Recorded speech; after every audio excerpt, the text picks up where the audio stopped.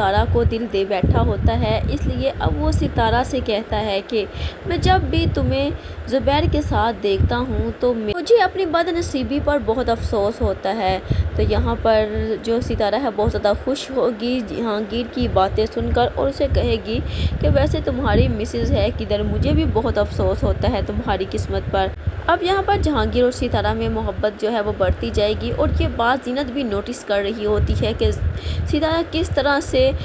جہانگیر کے ساتھ باتیں کر رہی ہے۔ تو یہاں پر اب وہ اس کے پاس آئے گی اور اس کو آ کر کافی باتیں بھی سنا دے گی، کیونکہ اس کی بچیوں کو اسکول سے اٹھوانے کے لیے ستارہ نے ہی زبیر سے کہا ہوتا ہے، اور اسی وجہ سے ہی زبیر جو ہے وہ ستارہ کی بات سے اتفاق کرتے ہوئے اپنی بچیوں کو اسکول جانے ہی نہیں دے گا۔ یہاں پر زینت کو کافی زیادہ زبیر پر بھی غصہ ہوتا ہے، لیکن وہ بیچاری کچھ بھی نہیں کر سکتی، اس لیے اب وہ ستارہ کے پاس آئے گی اور ستارہ کو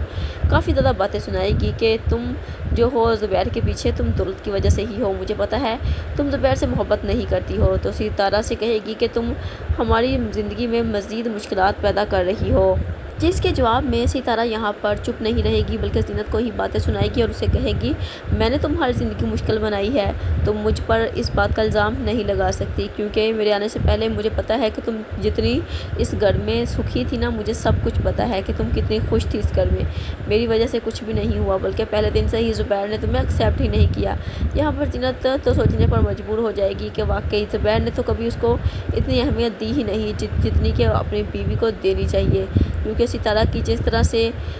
زبیر عزت کرتا ہے، زینت کی اس سے بھی کئی زیادہ انسلٹ کر دیتا ہے، کیونکہ